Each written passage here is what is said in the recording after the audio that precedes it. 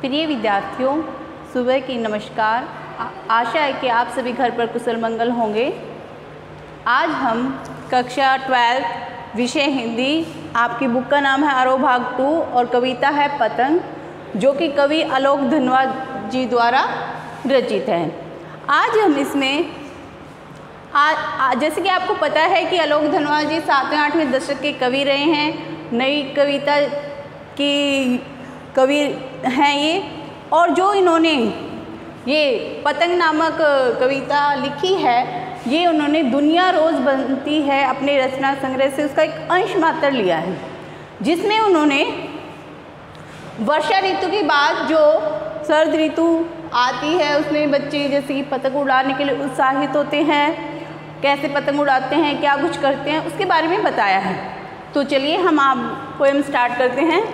सबसे तेज बुछारे गई भादो मास सवेरा हुआ। सबसे तेज बुछारे गई भादो माह, भादो का महीना बीत चुका, यानी वर्षा ऋतु जा चुकी है, भादो का महीना बीत गया है और मूसलाधार वर्षा, सबसे तेज बुछारे यानी कि मूसलाधार वर्षा भी बंद हो गई है। सवेरा हुआ खरगोश की आंखों जैसा लाल सवेरा, अर्थात वर्षा ऋतु जा चुकी है और शरद ऋतु आरंभ हो चुकी है। खरगोश की आंखों के समान, खरगोश की आंखों जैसी लाल, खरगोश की आंखें होती हैं ना लाल भूरी आंखें, उसके समान शरदकालीन सवेरा हो चुका है, अर्थात वर्षा ऋतु के जाने के बाद शरद ऋतु आरंभ हो चुकी है। शरद ऋतु के आने पर शरद आया पुलों को पार करते हुए। शरद ऋतु आने पर बच्चों में एक नया उत्साह और उमंग आ जाती है, अर्थात जैसे कि बारिश के मौसम में काली अंधेरी रातें रहती हैं, बच्चे बाहर नहीं निकल पाते, लेकिन जैसे ही वर्षा ऋतु जाती है तो मौसम ठंडा होता है शरद ऋतु का। तो कहते हैं शरद ऋतु आने पर क्या करते हैं बच्चे, अपनी नई चमकीली साइकिलों पर सवार होकर पुलों को पार करते हुए तीव्र गति से चले आ रहे हैं। कहाँ चले आ रहे हैं वो? घंटी बजाते जोर, अपनी साइकिलों की बहुत तेज गति से घंटी बजा रहे हैं। खुश क्यों बजा रहे हैं वो घंटियाँ? क्योंकि वो बहुत खुश हैं।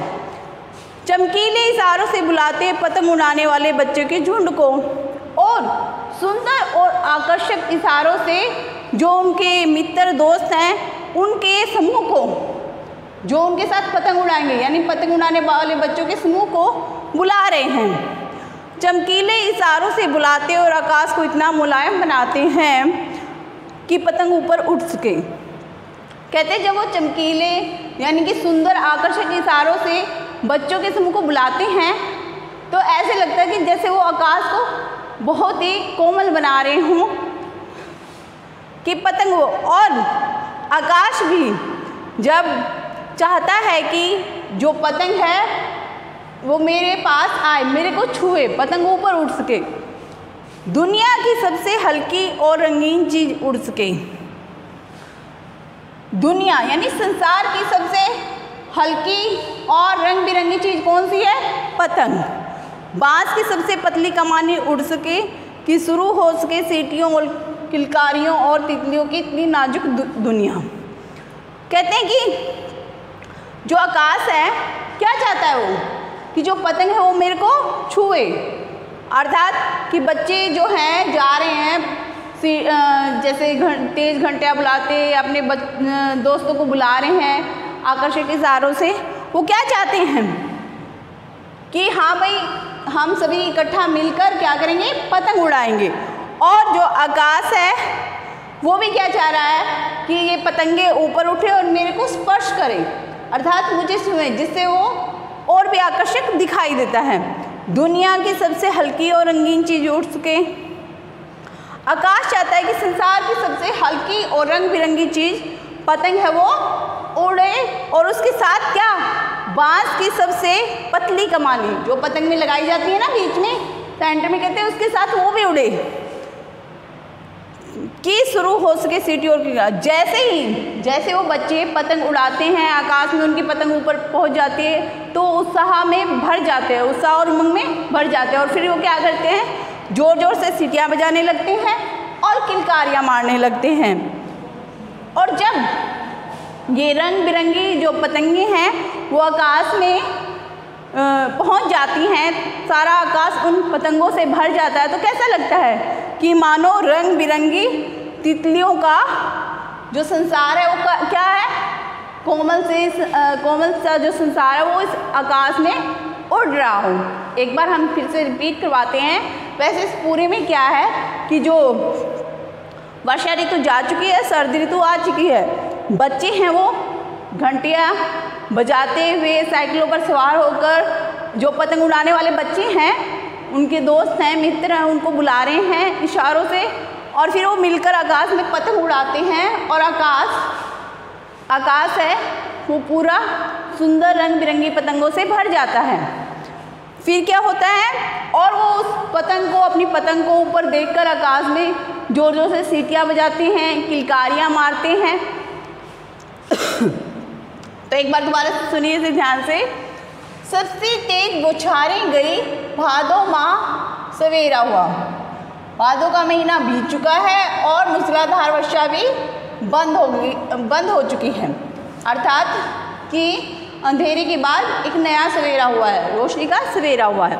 खरगोश की आंखों के समान लाल और भूरे रंग का शरतकालीन सवेरा हो चुका है और सर्द ऋतु के आते ही बच्चे क्या होते हैं, एक नए उत्साह में और जोश में भर जाते हैं।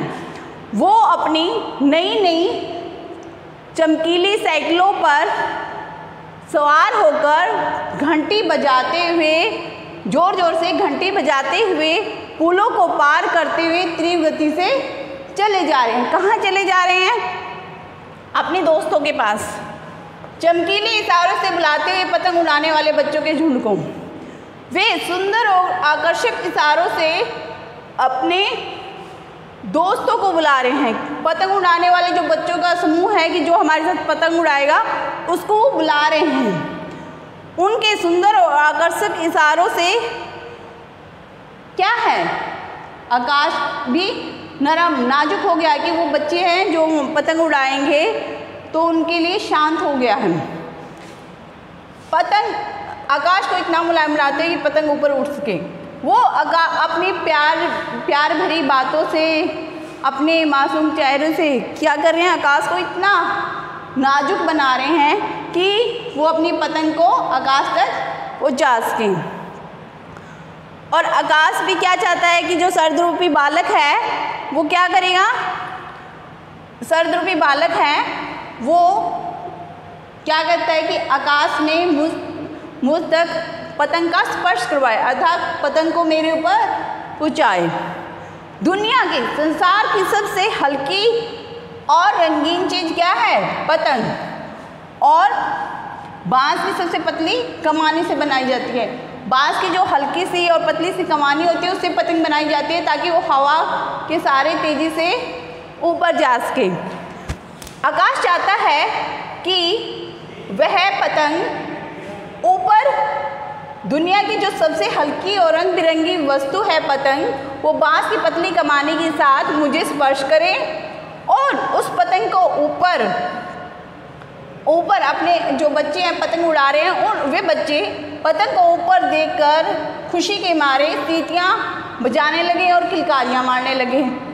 और जब ये सारी पतंगें आकाश पर पहुँच जाती हैं तो आकाश कैसा दिखाई देता है? उन रंग बिरंगी पतंगों से ऐसा दिखाई देता है मानो कि रंग बिरंगी तितलियों का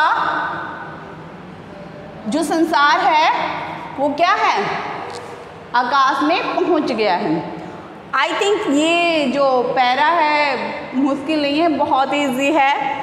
और इसका आप, जैसे कि मैंने आपको स्टेप बाय स्टेप बताया गया है, पहले संकेत लिखेंगे, फिर प्रसंग, जैसे कि आपको पता ही है कि प्रस्तुत पंक्तियाँ हमारी हिंदी की पाठ्य पुस्तक आरोह भाट 2 में संकलित कविता पतंग से ली गई हैं और इसके रचयिता हैं आलोक धनवा जी।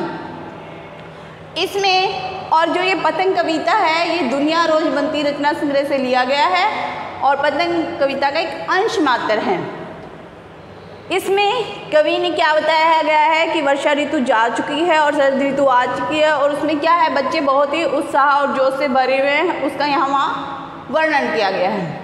इसके बाद 3 स्टेप में आप क्या लिखेंगे, व्याख्या लिखेंगे, जो मैंने अभी आपको करवाई है। आई थिंक आपको समझ में आ गई है अच्छे से।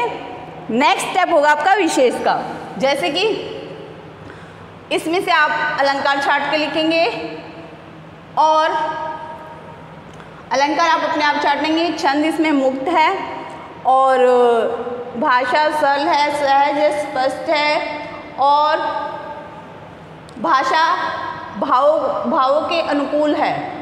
शब्दों का चयन भावों के अनुकूल हुआ है। जैसे कि आप 6 या 7 पॉइंट इसमें विशेष में, जिसे कि हम काव्य सुंदरी भी कह सकते हैं, उसके बनाएंगे। इस प्रकार ये आपकी व्याख्या पूरी हुई। आप इसे अच्छे से रीड एंड राइट करेंगे। Thanks and have a nice day.